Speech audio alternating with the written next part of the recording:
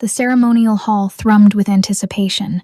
Hundreds of wolves in human form packed shoulder to shoulder, their excited whispers creating a suffocating wall of sound. Lyra pressed herself against the cold marble pillar, her fingers gripping the ceremonial dress, white silk that felt more like a burial shroud than a wedding gown. "Stand straight, girl," Mistress Corvina hissed, her iron fingers digging into Lyra's shoulder. "The Shadow Moon Pack paid 3,000 gold marks for you. Don't embarrass me now. 3,000 gold marks. The price of her life, sold by her uncle to pay his gambling debts. She'd become nothing more than merchandise, packaged and delivered to the highest bidder." Through the crowd, Lyra caught sight of him, Theron Shadowmoon, her intended mate. His scarred face split into a cruel smile as their eyes met, and he deliberately ran his tongue over his extended fangs. The wolves around him laughed at the display, knowing exactly what those fangs would do to her throat in mere minutes. The claiming bite was supposed to be an act of love, but in Theron's hands, it would be an act of dominance, of possession. "Please," Lyra whispered to Corvina, "I can't do this. He'll kill me. Everyone knows what happened to his last 3 mates." "Not my concern," Corvina replied coldly. "The contract is signed. Walk forward, or be dragged." The drums began, deep and primal, signaling the start of the bonding ceremony. The crowd parted like a sea, creating a pathway between Lyra and Theron. Her wolf spirit, usually so quiet and dormant, suddenly screamed inside her mind with a ferocity she'd never felt before. "Run, now, or die." Theron stepped forward, his black ceremonial robes making him look like death incarnate. "Come to me, little rabbit," he called out, his voice carrying across the hall. "Let's not make this harder than necessary. You're mine now." Lyra's legs moved without her permission, but not toward him backward. A collective gasp rippled through the crowd. To refuse a public bonding was unheard of, a violation of pack law that could result in exile or worse. "Seize her," Theron snarled, his face contorting with rage. 2 guards lunged forward. Lyra's survival instinct exploded. She spun wildly, her eyes searching desperately for any escape. The main doors blocked by more guards, the windows too high to reach, the crowd closing in like wolves cornering prey. Then she saw him, a lone figure leaning against the far wall, separate from the crowd.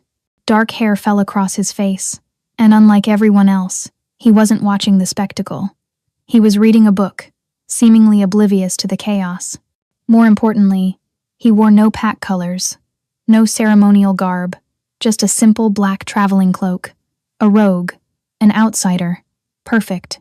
Without thinking, without planning, Lyra ran, not away from the guards, but straight toward the stranger.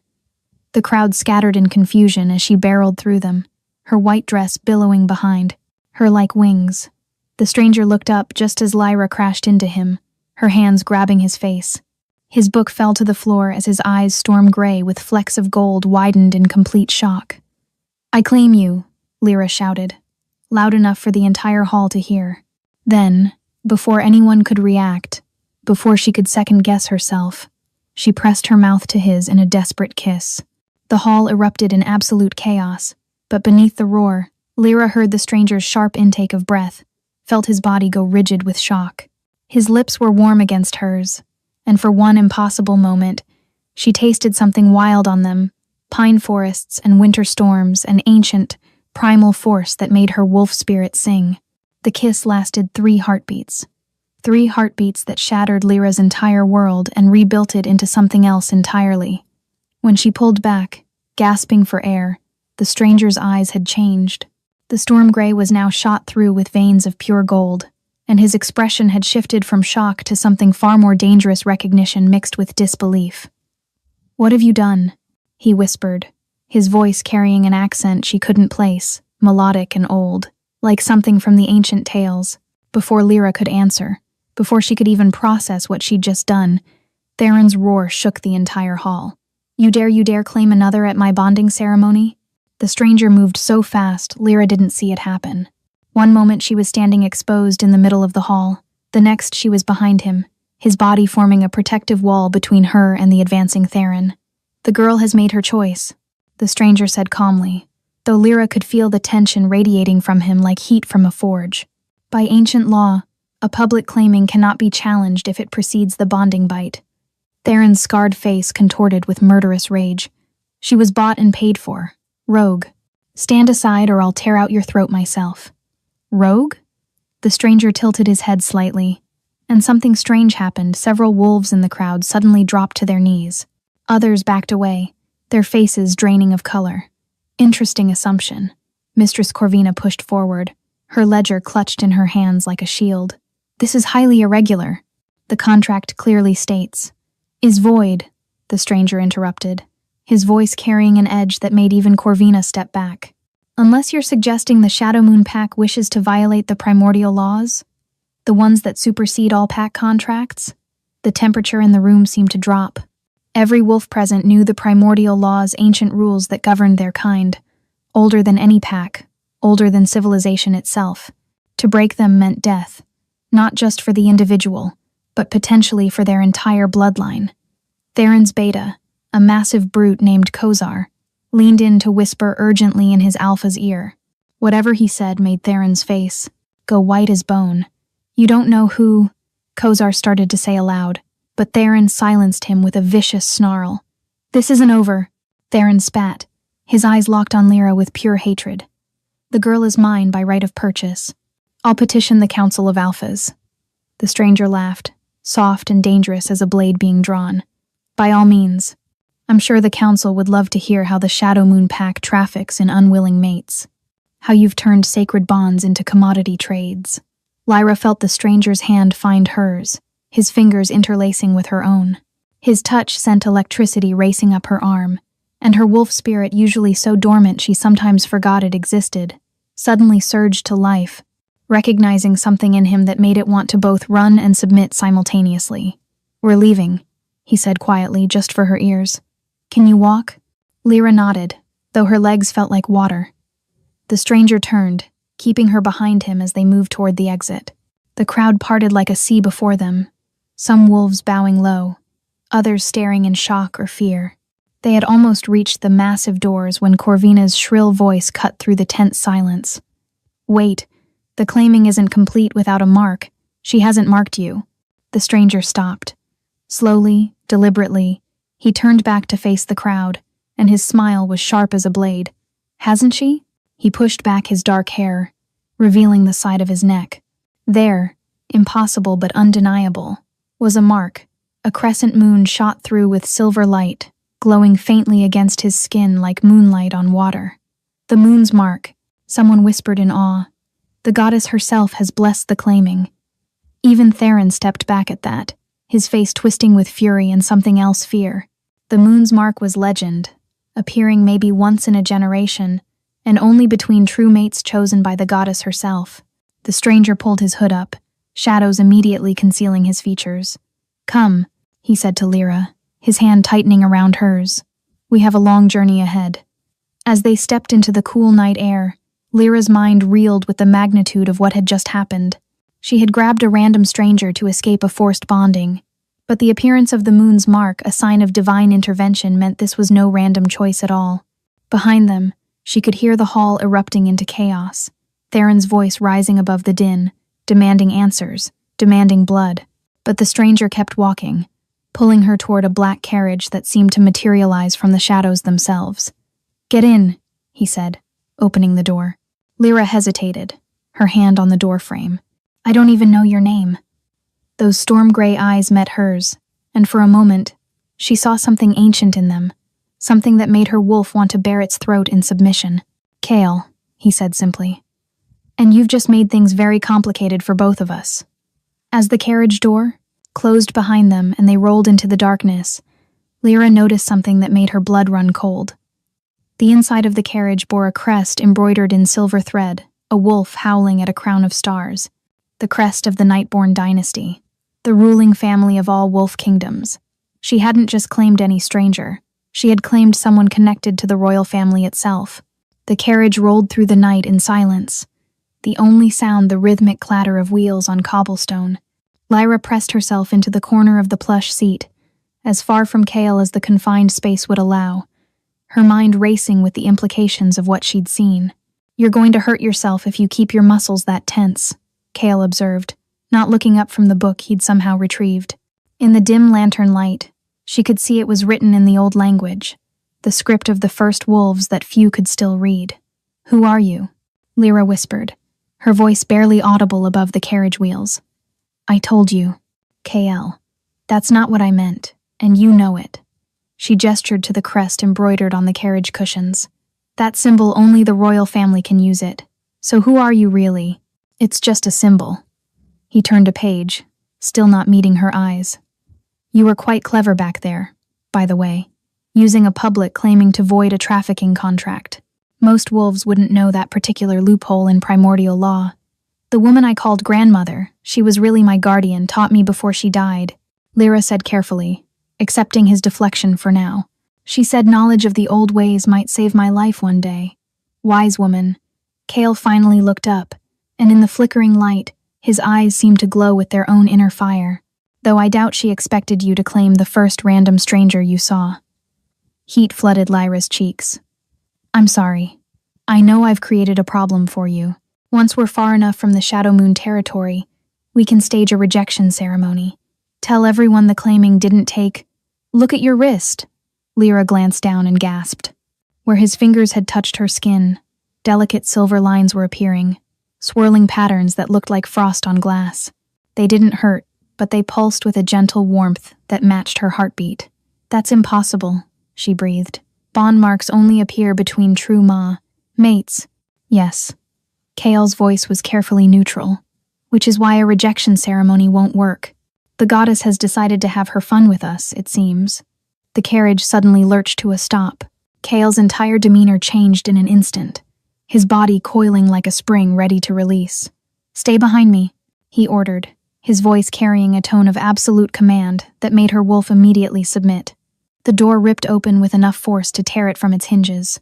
Kozar's brutal face appeared, his fangs fully extended. "Found you, little rabbit. The Alpha wants his property back." "She's not property," Kale said quietly, stepping out of the carriage with fluid grace.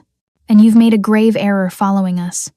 More Shadow Moon wolves emerged from the darkness, 10, 12, 15. They formed a circle around the carriage, all in their human forms but ready to shift at a moment's notice. Theron himself stepped forward from the shadows, his scarred face twisted with satisfaction. "Did you really think you could steal from me, rogue? I don't care what ancient laws you quote. That girl cost me 3,000 gold marks, and I intend to collect. Then you wasted your money." Kale pushed back his hood, and in the moonlight, Lyra could see his face properly for the first time. He was younger than she'd thought, perhaps mid-20s, with sharp cheekbones and dark hair that fell in waves to his shoulders. But it was his bearing that struck her, the way he stood, like he owned the very ground beneath his feet. "Last chance," Theron growled. "Hand her over, and I might let you live." Kale laughed, the sound echoing strangely in the night. "You know, I was trying to avoid this. I really was. But you followed us beyond the neutral territories." He rolled his shoulders, and Lyra heard the distinct sound of bones beginning to shift. "Which means you're in my domain now." "Your domain?" Theron scoffed. "You're a packless, nobody who—" The transformation happened between one heartbeat and the next. Where Kale had stood, now loomed a wolf unlike anything Lyra had ever seen. Pitch-black fur that seemed to absorb light itself, eyes of pure gold, and massive, easily twice the size of a normal alpha wolf. Power radiated from him in waves that made every wolf present, including Lyra, want to drop to their bellies in submission. But it was what happened next that stopped her heart. Every Shadow Moon wolf dropped to their bellies simultaneously, whimpering in submission. Even Theron, proud and vicious Theron, was on his knees, his face pressed to the ground. "Forgive us," Kozar gasped, his voice shaking with absolute terror. "We didn't know.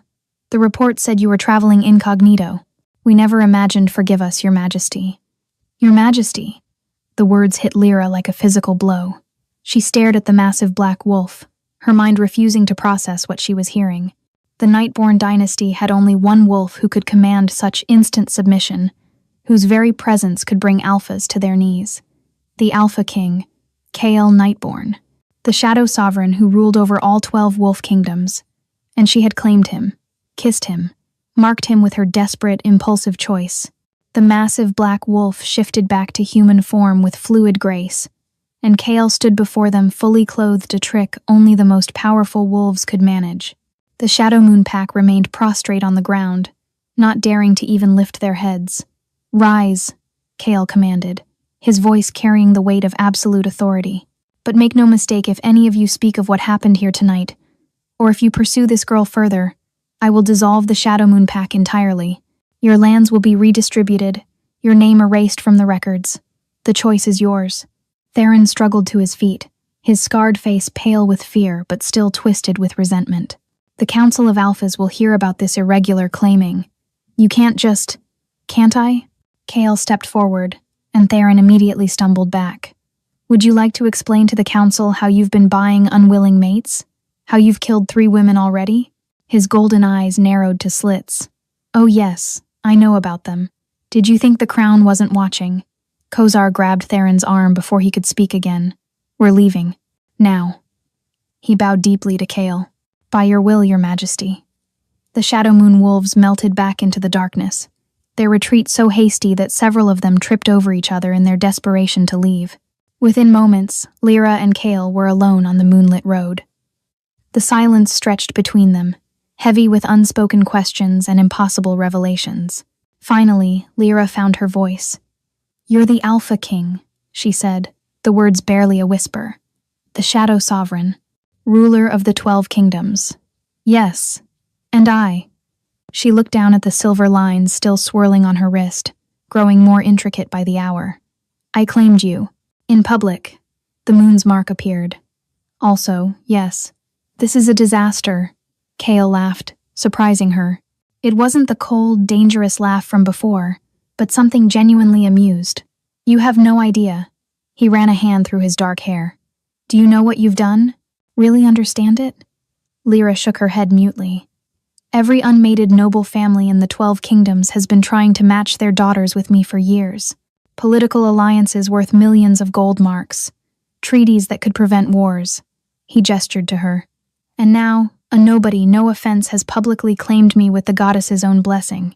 The court is going to lose their collective minds." "I'm sorry," Lyra whispered, tears pricking her eyes. "I didn't know. I just needed to escape. And you were there, and..." "Stop." His voice gentled. "I'm not angry. Frustrated at the complications? Yes, but not angry." He studied her with those storm-gray eyes. "You were brave. Desperate, but brave. Most wolves would have accepted their fate, rather than risk invoking primordial law. My guardian always said I was too impulsive for my own good. Tell me about her. And tell me, what bloodline are you truly from?" "No bloodline. My parents were farmers. They died when I was young in a fire. My uncle took me in, and when he couldn't pay his gambling debts." She shrugged, trying to seem unaffected by her own story. Kale frowned deeply.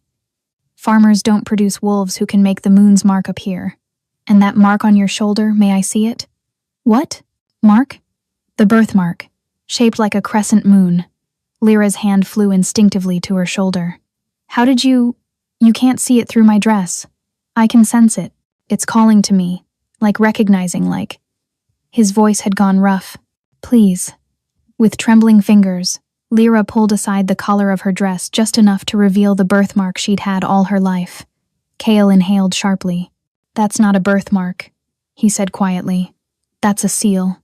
A very old, very powerful seal meant to hide something extraordinary." Before Lyra could ask what he meant, a howl split the night air. Then another, and another. But these weren't Shadow Moon wolves. The sound was different, older, wilder. "Get in the carriage," Kale ordered, his body tensing. "What is it?" "Ferals. Wolves who've lost themselves to the beast." He pushed her toward the door. "They hunt in packs, and they're drawn to power. The confrontation with Theron must have attracted them. The howls were getting closer."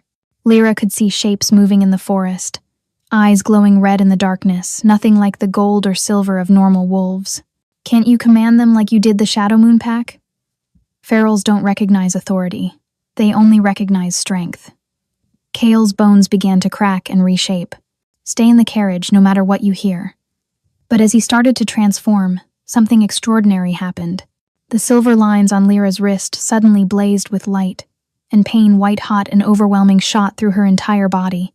She screamed, falling to her knees. Her bones felt like they were breaking, reshaping, but wrong, all wrong. This wasn't a normal shift. Her wolf spirit was trying to emerge, but something was fighting it, holding it back. Lyra! Kale was beside her instantly, his transformation halted. What's happening? I don't know. She gasped through the pain. I can't shift. I've never been able to shift. The ferals burst from the tree line, 5 of them, massive and twisted, their forms caught somewhere between wolf and beast. They saw Lyra writhing on the ground and Kale crouched beside her, and they attacked. Kale moved like lightning, shifting mid-leap to meet them. But he was outnumbered, and his attention was divided between fighting and protecting Lyra. A feral broke through his defense, lunging straight for Lyra with jaws wide. She threw up her hands instinctively, and moonlight flames erupted from her palms. The feral disintegrated into ash before it could touch her. Everything stopped. The remaining ferals backed away, whimpering. Kale stared at her in shock, and Lyra looked at her hands, where silver flames still danced along her fingers, beautiful and terrible. That's impossible, Kale breathed. That's moonfire. Only the royal bloodline of the extinct Silver Moon Kingdom could. The seal on Lyra's shoulder suddenly cracked with an audible snap. Power, ancient and wild, flooded through her. Memories that weren't her own flashed through her mind, a castle of silver and starlight, wolves bowing before a throne, a woman with Lyra's face wearing a crown of moonstone. I remember, she gasped. My guardian, the woman I called grandmother. She wasn't my grandmother. She was my protector. She hid me. The Silver Moon Kingdom didn't just fall, it was destroyed. Every royal killed except the infant princess. Kale finished, his voice full of awe. The lost heir of the Silver Moon. The lords have been searching for you for 20 years. They had taken shelter in one of Kale's safe houses, a modest hunting lodge deep in the Thornwood Forest. He'd insisted they couldn't return to the palace yet, not until they understood what was happening to her. Lyra sat by the fire, staring at her hands where lunar fire had manifested just hours ago. 20 years of being nobody, and now I'm supposedly royalty from a murdered kingdom. Your guardian protected you well, Kale said gently, pressing a cup of tea into her shaking hands. The Silver Moon massacre was brutal. King Aldrich ordered every royal killed, even the children. Your guardian must have been incredibly powerful to hide you with a seal that strong. Why? Lyra asked, looking up at him. Why would anyone massacre an entire royal line? Kale's expression darkened. The Luna prophecy. It spoke of a union between shadow and silver that would either destroy or unite all wolf kingdoms. Aldrich believed if he eliminated the Silver Moon line, he could prevent the prophecy entirely. But he failed. I survived. Yes. And now you've claimed me the Shadow Sovereign with the goddess's own blessing. Kale's eyes met hers. Shadow and silver, united. The very thing Aldrich tried to prevent. A howl echoed outside, too close for comfort. Kale was on his feet instantly, every muscle tense. That's not ferals, he said quietly. Someone's found us. The door exploded inward with tremendous force. Wolves poured in, not wild ferals, but disciplined soldiers wearing the crimson mark of the royal guard. But these weren't Kale's guards. Well, a familiar voice drawled. A man stepped through the ruined doorway, tall and lean with silver hair despite his young face. My dear brother, playing house with a mysterious girl when the council is in uproar. Damon, Kale growled. What are you doing here? The Council of Alphas sent me. Damon's ice, blue eyes fixed on Lyra with predatory interest. They're quite upset about your irregular claiming. They want the girl brought before them immediately. She goes nowhere without me. Actually, Damon smiled coldly. The council was very specific. The girl comes alone, or she's declared a criminal who used forbidden magic to enslave the Alpha King. That's ridiculous. Is it? Damon gestured to Lyra's wrists, where the silver marks still swirled. She bears marks that shouldn't exist. Witnesses say the moon's mark appeared without a proper claiming bite. Some are calling it witchcraft. Lyra stood, her fear replaced by rising anger. I didn't enslave anyone. Prove it. Damon's smile widened. Come with us. Face the council. Unless, of course, you have something to hide. She's not going anywhere with you. Kale stepped between them. Brother, really? You're going to fight your own royal guard? Over some farmer's niece? Daemon sked. What would father think? Father's dead, Kale said flatly. I'm king now. A king who's been compromised by an unknown girl's magic. The council has the right to investigate. Lyra saw more guards surrounding the lodge through the windows. They were outnumbered 20-1. Even Kale couldn't fight them all without bloodshed. I'll go, she said quietly. Lyra, no. She touched Kael's arm, and the bond marks flared with warmth. Through their growing connection, she could feel his fear for her, his rage at being cornered. Trust me, she whispered. My guardian taught me more than just the old laws. I can handle the council. Kale's jaw clenched, but he stepped aside. If anything happens to her, you'll what? Start a civil war? Daemon laughed. You always were too emotional, brother. He gestured to his guards. Bind her. That's not necessary, Kale started. Council's orders. Silver shackles clicked around Lyra's wrists, and immediately, her connection to the moonfire dimmed. Insurance against any more. Unexpected magic. As they led her away, Lyra looked back at Kale. His eyes had gone full gold, his control hanging by a thread. Through their bond, she felt his rage, his fear, and underneath it all, something else, a desperate need to protect her that went beyond logic or reason. Kale, Daemon called back casually. The council wants you at the palace. Best behavior, brother. Your little mate's life depends on it. The Council of Alphas met in the ancient lunar sanctum, a circular chamber with a domed ceiling painted to match the night sky. 12 thrones arranged in a circle, each representing one of the wolf kingdoms. But only 11 were occupied. The 12th, the Silver Moon throne, had sat empty for 20 years. Lyra, the unclaimed, the eldest Alpha, spoke, a woman with steel-gray hair and sharp amber eyes. You stand accused of using forbidden magic to enslave our king. I use no magic, Lyra replied steadily, though the silver shackles chafed her wrists. I invoked primordial law to escape an illegal trafficking arrangement. Yet the moon's mark appeared without a proper claiming bite, another Alpha interjected. Explain that. I cannot explain the goddess's will. Convenient, Daemon drawled from his position beside the empty throne. Perhaps a truth serum would help loosen your tongue. That's illegal, Lyra said sharply. Article 7 of the Reformed Codes. You know our laws very well for a farmer's niece, the elder Alpha observed. Tell me, child, who were your parents really? Before Lyra could answer, the temperature in the room plummeted. Frost spread across the windows in spiraling patterns, and the silver shackles on her wrists began to glow with inner light. What's happening? Someone demanded. The shackles shattered like ice. Power erupted from Lyra, not the controlled moonfire from before, but something wild and primal. The empty silver moon throne began to glow, its ancient magic responding to her presence. Memories flooded through her again, clearer this time. She saw her parents' faces, felt her mother's last desperate spell to hide her, heard her father's dying words, keep her safe. When she comes of age, the throne will recognize her. Impossible, the elder Alpha breathed.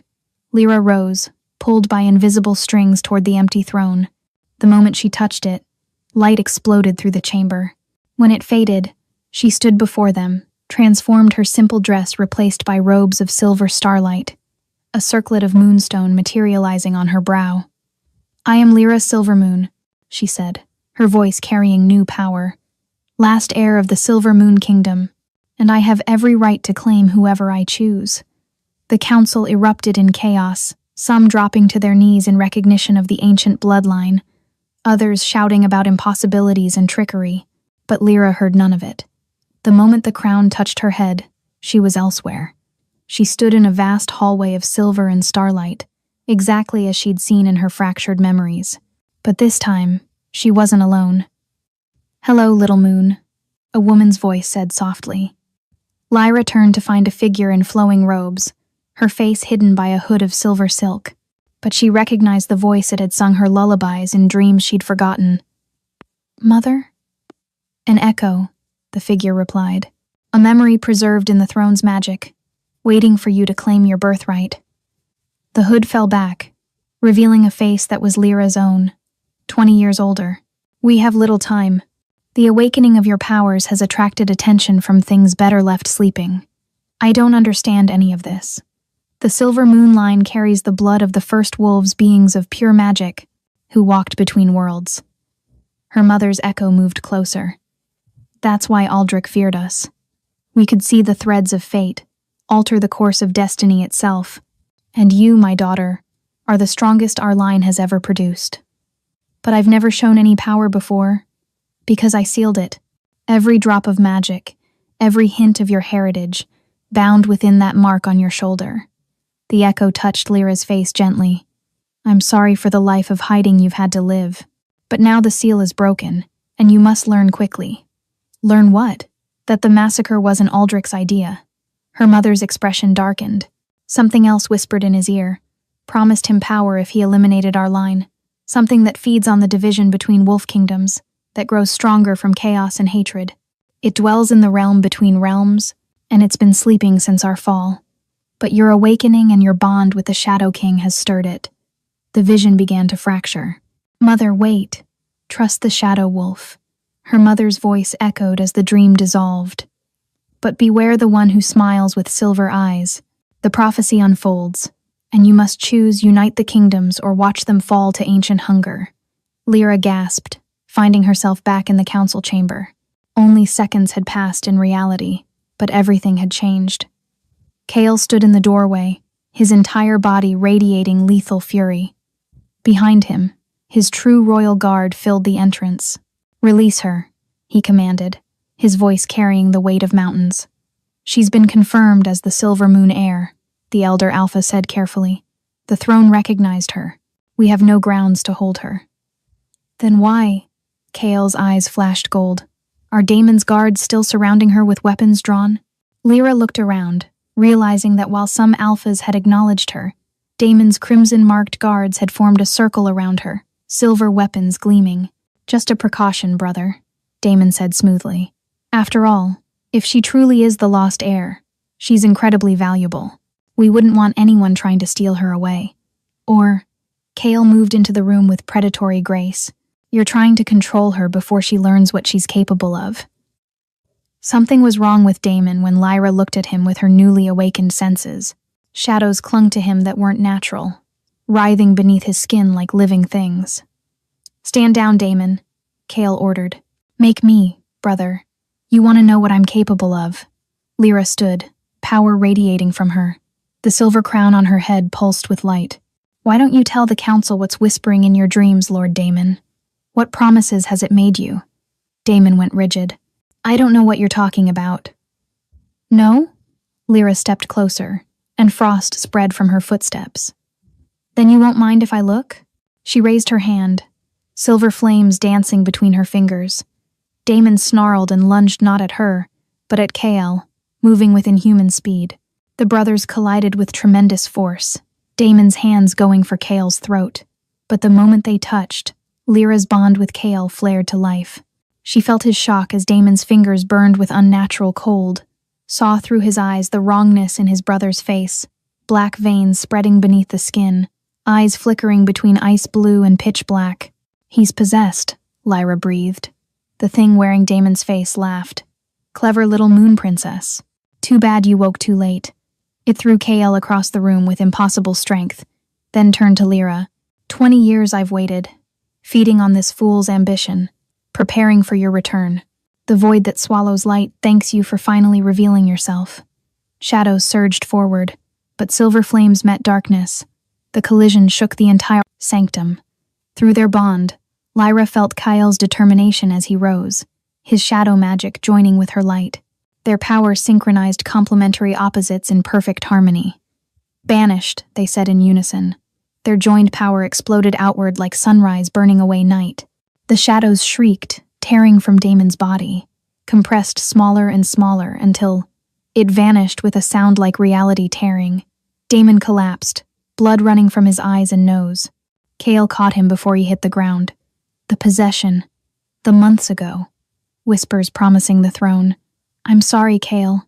The prophecy spoke true," the elder Alpha said with awe.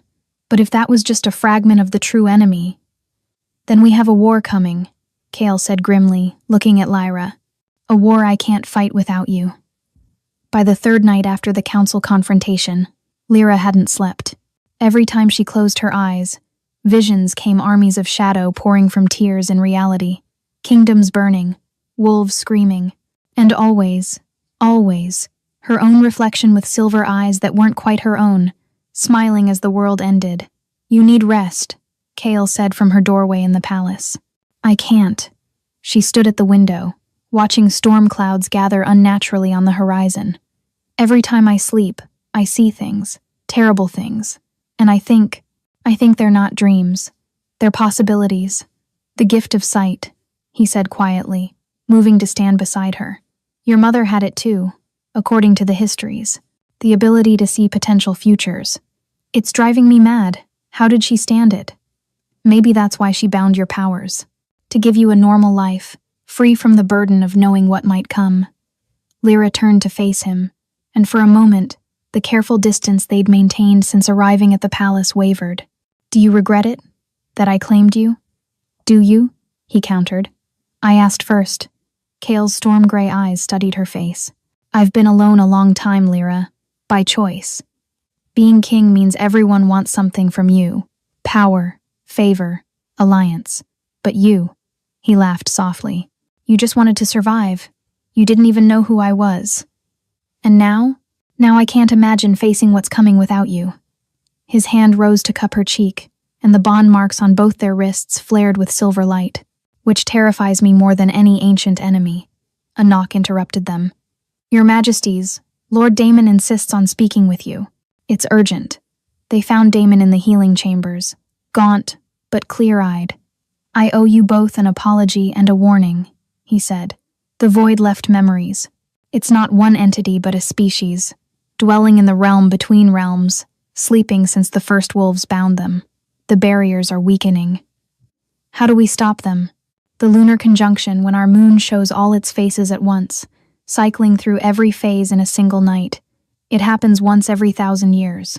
Tomorrow night. Silence fell like a stone. That's impossible. A ritual that complex would take months to prepare. Unless you have silver moon blood, who can see fate's threads and weave them. Damon looked at Lyra. Your mother knew this day would come. That's why she made sure you'd be of age when the conjunction arrived. But I don't know any rituals. The throne knows. But accessing those memories could overwhelm you.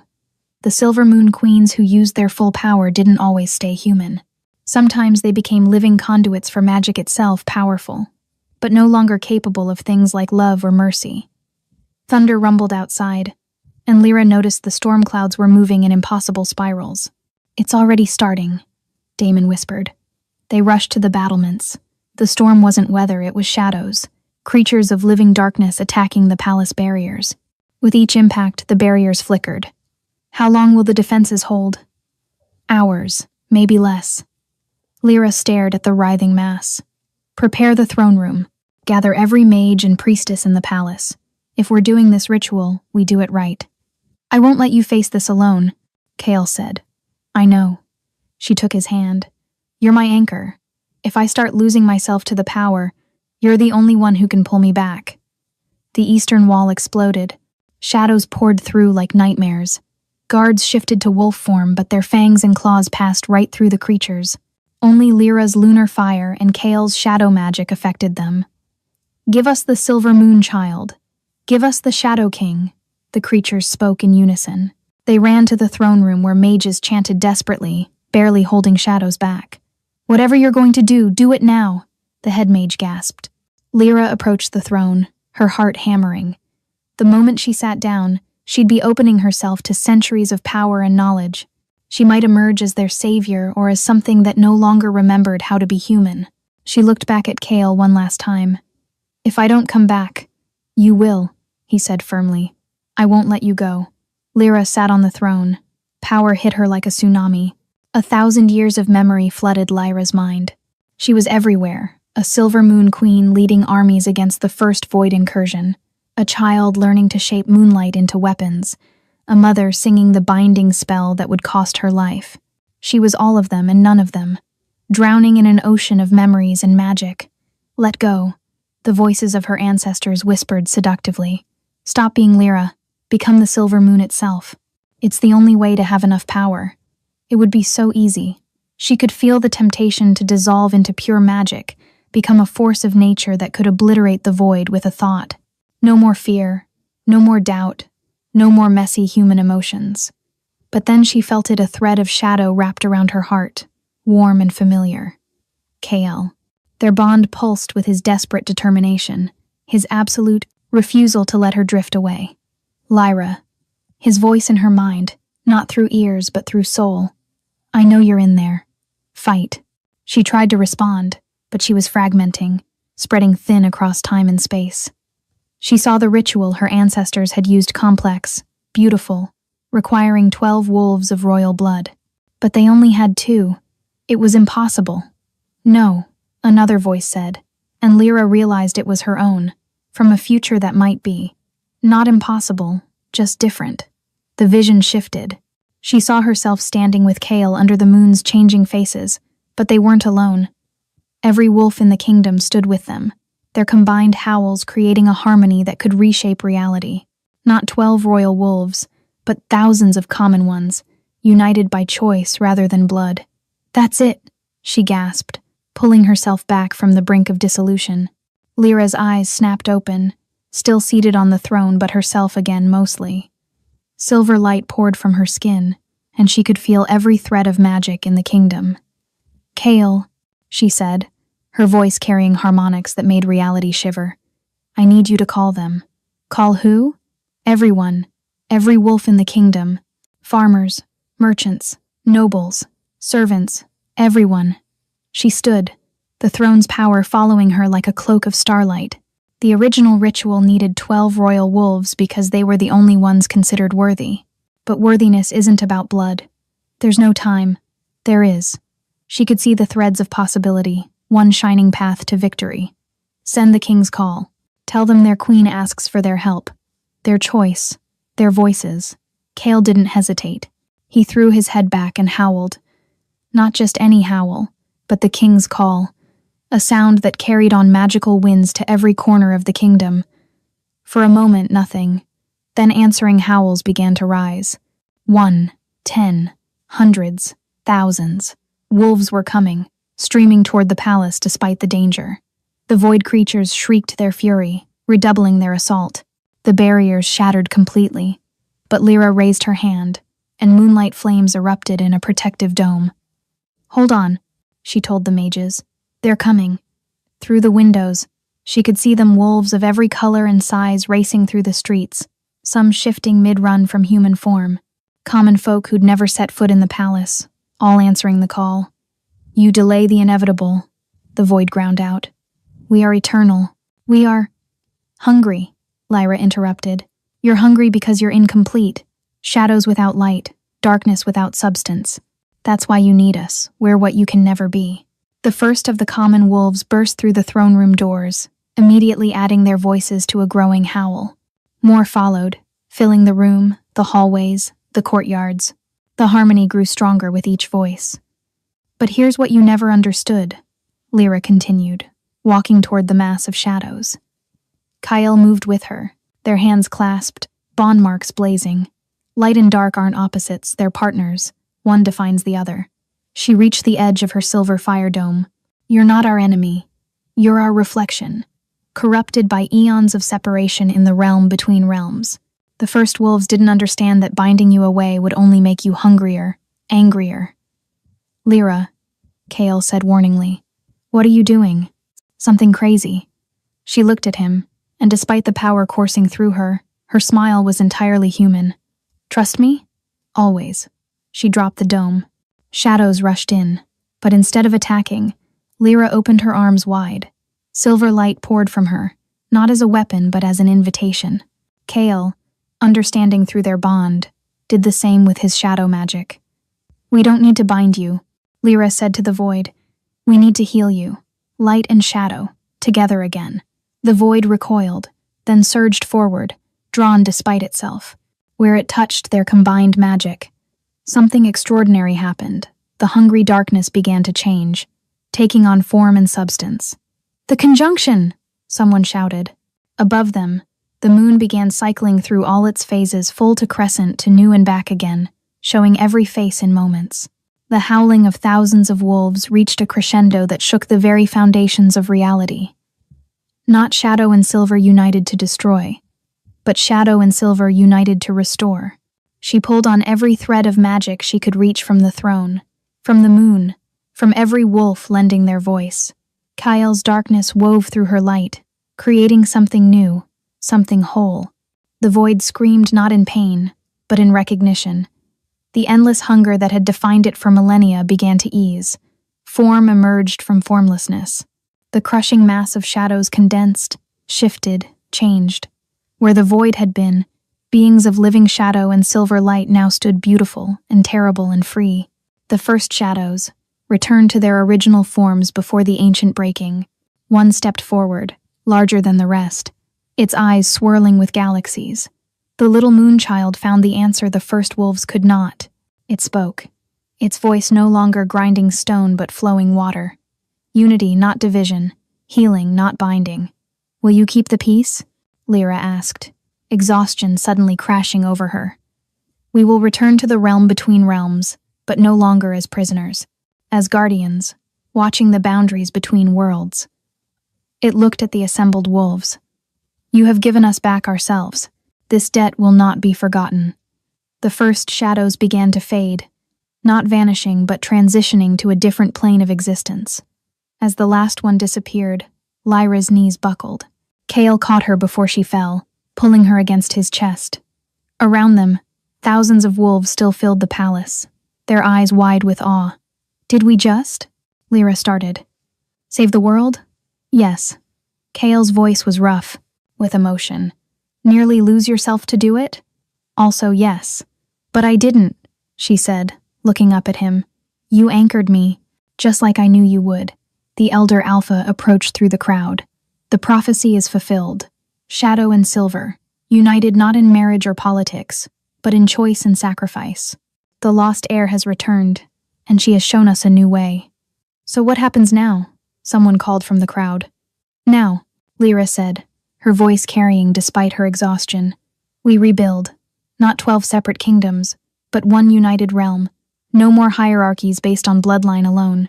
Tonight proved every wolf has value, every voice matters. Still, one thing unfinished," the elder Alpha said with a knowing smile. "Your claiming bond remains incomplete without the mutual bite."